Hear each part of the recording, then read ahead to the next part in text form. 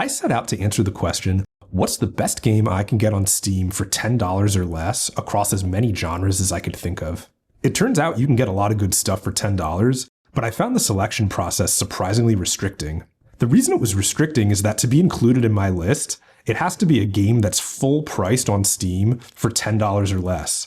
That means no free to play, sorry Counter-Strike, and it can't be only $10 because of a Steam sale or some other discount. It turns out there's a lot of free games on Steam, and a lot of games kind of priced in the $15 to $20 range, but a true full-price $10 game turned out to be something of a rarity. Even with those constraints, I'm pretty happy with the list I pulled together, and I'm giving these games my full endorsement. I've played and beaten pretty much every game here, though there are a few exceptions which I'll note as they come up. There should be a little something for everyone here, and I hope you're able to check a few of these out. All right, let's go. My pick for best $10 2D action game goes to Hotline Miami. When Hotline Miami first launched, it felt like nothing I'd ever played before. Between the mood, the colors, the dope electronic soundtrack, the cutscenes, and of course the hyper-violent arcade-style top-down combat, Hotline Miami feels like a game that has a distinctive soul and brings a very unique energy. The goal of each level is to infiltrate floors in a building and kill every single enemy with whatever weapons you can find. And the catch is, you and the enemies all die in a single hit. In this way, the game rewards strategic thinking, but even with all the planning in the world, you still need to perform twitch reflex button inputs to get through the chapter. It's a very interesting balance between careful planning and cathartic balls-to-the-wall action, and I think they strike the balance really well. Each level also contains a solid mix of melee and gun options, which changes how the chapter plays out depending what you pick up. Melee lets you be silent but deadly, but you gotta be up close for the kill. Guns give you range and let you take out multiple enemies at once, but they make a ton of noise, so they're gonna alert others on the floor to your presence. You're gonna die a lot, especially as you're learning the ropes, but luckily Hotline Miami makes it very easy to boot into your next life, so you never feel like you're sitting through downtime. Hotline Miami is a relatively quick experience. Most of the replay value comes from trying to set high scores on the levels, but it's full of surprises and every moment of the game feels purposeful. There's no fetch quests or padding here, just a bumpin' soundtrack and floor after floor of knocking down anyone who gets in your way. Top of the morning to you, ma'am. And good day to you, Officer Lungfish. How are you today? Oh, damp and happy, can't complain. And what are you and the wee one up to on this lovely day? Oh, just obeying the law as always. All posted directives followed to the letter. Ah, good to hear. Not a one of us want any trouble, that's for sure. Ah! Oh, Galaga!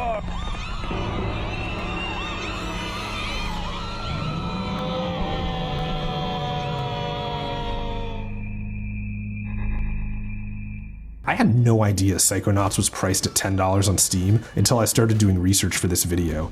That is a major steal. Psychonauts is the first game from Double Fine, a studio founded by Tim Schafer after he left LucasArts, where he worked on classic PC adventure games like The Secret of Monkey Island, Day of the Tentacle, and Grim Fandango. Psychonauts released in 2005 and became a classic example of a game universally hailed by critics that ended up selling poorly. It sold so poorly that it took us almost 20 years to get the sequel, which I also recommend. Sitting here now, I still don't understand why the public passed on this, but the game holds up great. Psychonauts is a 3D platformer where you play as a psychic named Rasputin, or Raz, who runs away from his home, which is at the circus, to enroll in a government training camp for child psychics. Every level you go inside the mind of a different character to help resolve their psychological issues, and the actual levels are as wacky as the premise sounds. Tim Schafer is a master of creating living, breathing worlds filled with interesting characters and engaging dialogue. The fact that the levels take place inside the different characters' mental images gives a great reason for Schafer to make the levels super varied and creative. You unlock powers and search for collectibles in ways you'd probably expect out of a 3D platformer, but the true magic of Psychonauts really just comes down to Schafer's writing and world building. Tim Schafer's signature humor is everywhere, from the characters you meet to the words that come out of their mouth. It feels like a labor of love and something the team must have had a ton of fun putting together. At the end of the day, I am always looking for new experiences, and Psychonauts is definitely that. There's truly no other game like it, and something you owe it to yourself to experience at least once. Once you play the Milkman Conspiracy level, you'll know exactly what I mean. Hey, I'm just gonna walk through, okay? This is my home, not Grand Central Station. Get out. I have to say, I had a pretty hard time choosing between this and Limbo, and I can definitely see why many would opt with Limbo. But I'm a sucker for bright colors and a fun soundtrack, so my pick for 2D puzzle game is Fez. That's not to be confused with Rez, which is a trippy rhythm shooter visualizer type game. I recommend, but it's over $10. Fez's gameplay takes place on a 2D plane, which makes it eligible for this category, but you can flip the level around on a vertical axis to see 4 different faces of a cube. You have to spin around to see different perspectives to complete the object of the game, which is solving puzzles to collect these little cubes that are scattered throughout the world. So a path that might look blocked off from one angle might have a hidden passage when you rotate to another. It a little bit reminds me of a cross between Super Paper Mario and Captain Toad, though this game predates Captain Toad. I have to say, the puzzles get pretty tough, and there's a bunch I've never been able to figure out on my own. Some of the puzzles are pretty straightforward, but others involve deciphering cryptic symbols or solving pretty intricate riddles. Like I said, I am definitely a fan of the pixel art and overall presentation of the game. The environments do a nice job blending retro pixel art with modern lighting and design elements. The main gameplay loop is for sure solving puzzles, but there's just enough there to entice you to take your time and explore the world around you. The atmosphere comes off as super relaxing, so even if you're stuck on a mind-bending sequence, I found it hard to be out and out frustrated. The game really lets you take your time.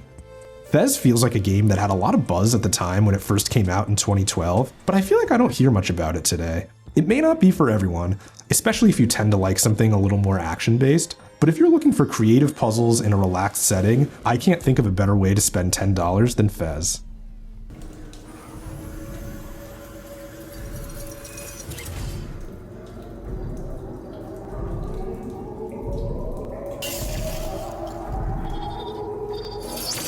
It's been a long time. This is probably the easiest pick of the entire list, and one of the few that I would recommend unqualified to anyone, regardless of their preferred genre. Portal 2 does not need much of an introduction. The first Portal came bundled with the orange box, but was only 1 or 2 hours long, and played kind of like a tech demo or a prototype. Valve followed that up a few years later with Portal 2, which is stretched out to the length of a full game, expands the range of gameplay options, and even includes a co-op mode with its own unique puzzles. The core gameplay revolves around the portal gun, but over the course of the game you unlock new elements like lasers, tractor beams, light bridges, and gel-based surfaces for bouncing or for speeding up. This helps Valve layer more complexity and variety into the puzzles, and they do a great job of gradually introducing this stuff so it doesn't seem too overwhelming all at once. Portal 2 succeeds in almost every conceivable category. It takes place in an interesting world, the puzzles aren't too hard or too easy, it's even endlessly replayable by way of the map editor and user-made levels and campaigns. Portal has a very strong modding community around it, so finishing the main campaign and the co-op levels really only just scratches the surface of the quality available content for this game. If you haven't tried Portal 2, I've got an assignment for you, and for the price of $10, it's an unquestionably good value.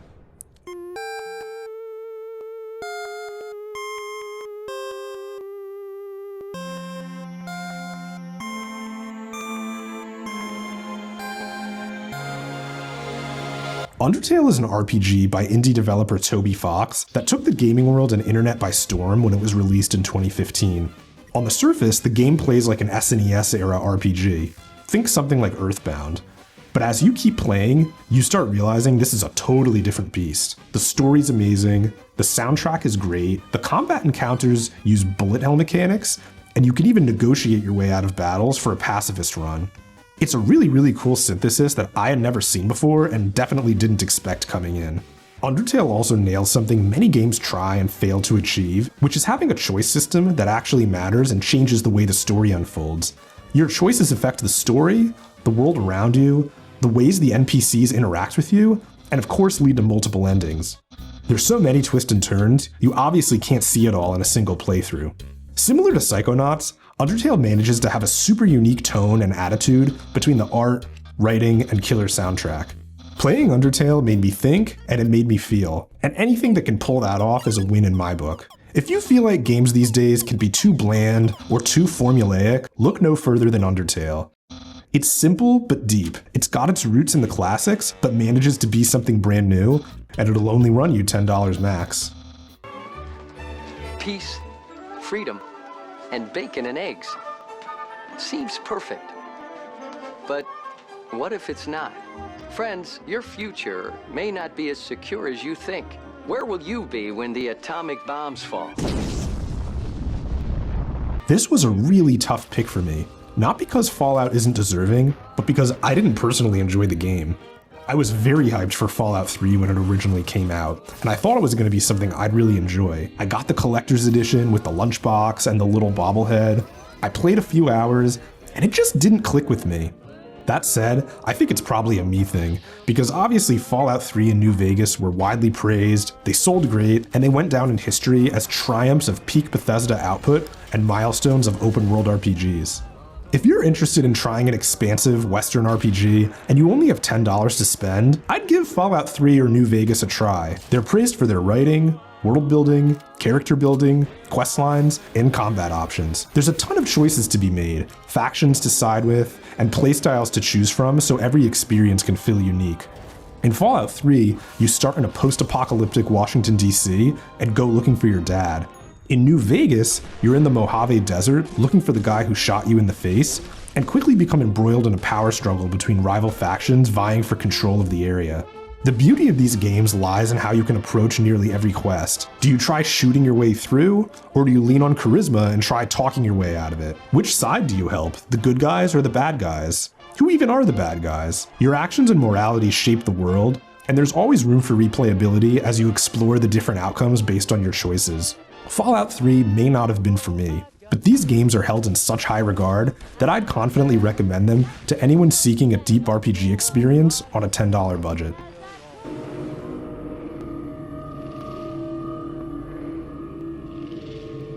The right man in the wrong place can make all the difference in the world. So wake up, Mr. Freeman. Wake up and smell the ashes. Half-Life 2 turned 20 years old this year, and it still holds up unbelievably well. This is another unqualified recommendation. I think even those who don't tend to enjoy shooters will probably find something to like in Half-Life 2. If anyone out there watching hasn't played Half-Life 2 yet, stop this video now and go check it out for yourself. Half-Life 1 tells the story of a physicist named Gordon Freeman who gets wrapped up in an alien invasion and a government plot to try to cover it up. It revolutionized world building and storytelling for the first-person shooter genre and used mostly scripted in-game sequences where you retain control of your character rather than cutscenes. Half-Life 2 continues Gordon Freeman's story, taking place 20 years after the events of Half-Life 1.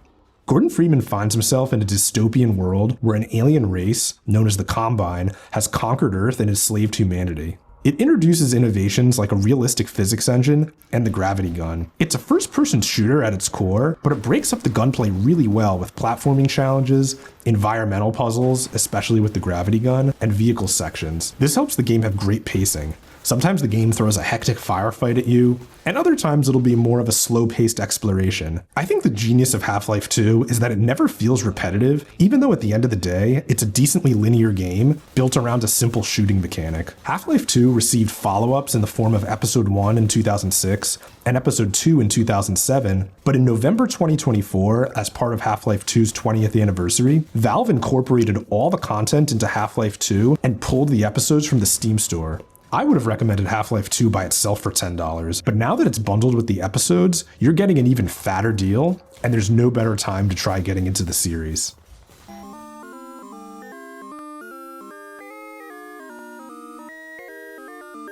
Most of the games in this list are from somewhat recent memory, but there's nothing like sitting down and killing time with the original classics. Namco sells a bundle on Steam, which is Galaga, PAC-MAN, and Dig Dug for $8, and I think these are some of the 80s classics that have held up the best, while also being a representative sample of that age in gaming, and the charm that makes these games so memorable. The arcade video gaming doors first blew open with Space Invaders, and PAC-MAN, Galaga, and Dig Dug followed right on in a very productive period for Namco. Galaga is actually the follow-up to Galaxian, which was made by Namco as a direct response to Space Invaders. And I think it's kind of interesting that space shoot-em-ups is totally an active genre, whereas PAC-MAN and Dig Dug are like nothing that would ever come out today. The closest thing I can think of is maybe Bomberman, but that still feels a ways off. I always thought Dig Dug was funny, and that the idea that you could inflate the enemies until they're so fat that they explode is kind of funny, and it a little bit reminds me of feeding the Lumas in Mario Galaxy, or feeding the guys to unlock doors in Donkey Kong 64.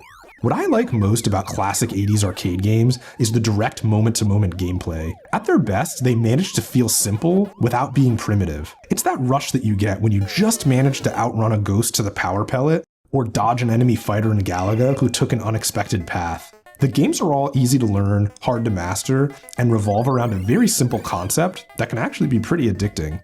It's hard to sit here and say you'd rather go back in time to the 80s when we're so spoiled with choice today, but part of me does wish I'd lived through the golden age of arcades, when video arcades were the place to be, and these games really meant something.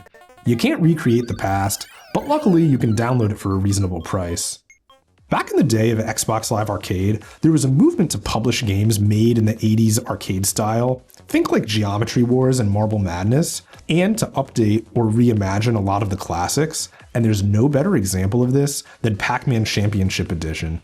I will also say that I played a ton of Space Invaders Extreme back in the day, and I highly recommend that, but that's going on Steam for $20, and Pac-Man Championship is for $10, so Pac-Man gets the nod here. Pac-Man Championship Edition DX Plus is the follow-on to the original Pac-Man Championship Edition, and it kind of plays like an expansion to that game. Similar to the original Pac-Man, you navigate a maze eating pellets and avoiding the ghosts, but Championship Edition has a time limit, and it introduces fun colors and visual effects that you obviously would not get in vanilla Pac-Man. You're racing against the clock, trying to clear the maze as quickly as possible, while earning points, and all the while there's colors flashing everywhere and fun sound effects going off. Whichever version you play, I think the Pac-Man Championship Edition line serves as a great example of a tasteful reimagining of a beloved classic. It pays homage to the original while forging its own path. It's got its roots in the past while not being entangled by them. It's a great example of how a classic arcade game can be reworked into a modern experience without losing its essence. Anyone looking for an update to a classic arcade game should definitely consider giving Pac-Man Championship Edition DX Plus a try. Alright, let's pause here and go through a few honorable mentions. These are games that came up in my research that I think are great in their own right, but ultimately lost their category. I still want to mention them though, so here's the best of the rest.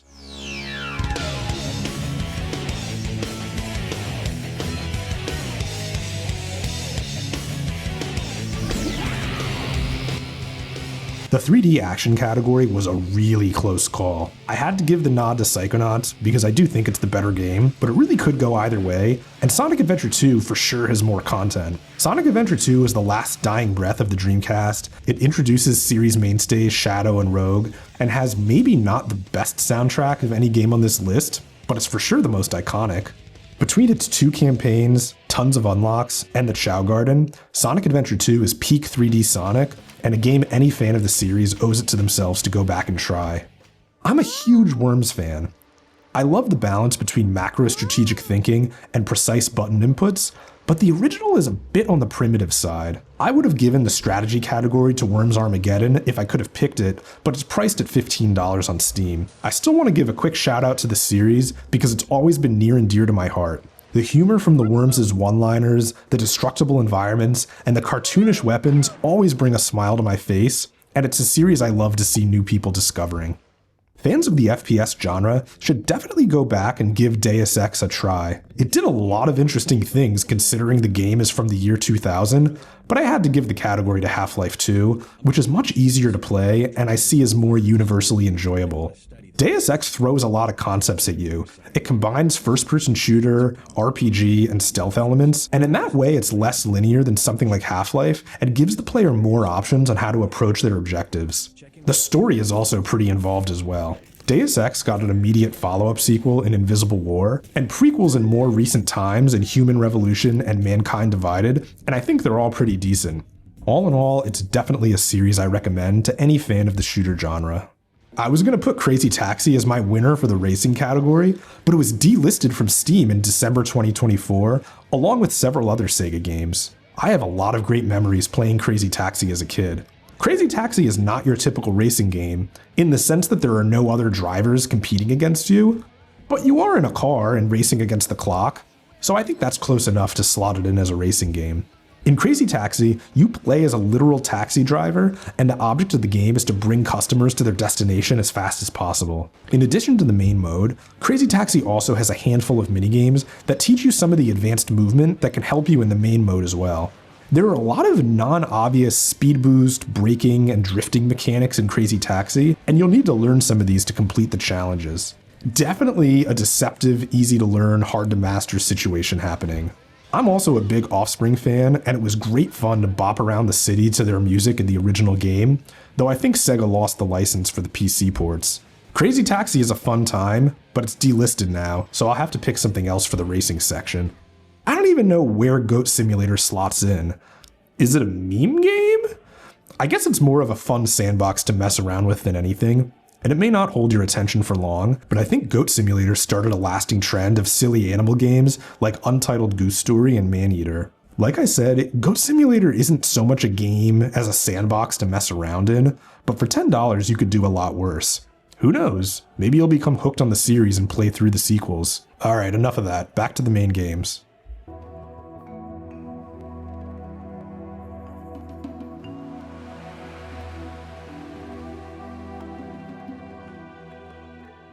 I alluded to the secret of Monkey Island during the Psychonauts section because Tim Schafer was a key writer and designer on Monkey Island, and I'm giving the 2009 remake of the 1990 classic my nod for point-and-click adventure title. If you've never played a 90s point-and-click adventure game, you move your character through the world by, no surprise here, pointing and clicking, and you progress the story by solving puzzles that oftentimes involve you combining items in your inventory or using an item to interact with something in the game world.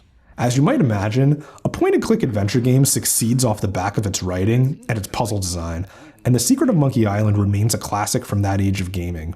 I think it holds up primarily because of its great dialogue, creative puzzles, and memorable characters. The special edition adds redone graphics, updated audio, and full voice acting. I love that you can flip back and forth between the updated version and the original version with the press of a button, and I wish all remasters would do that.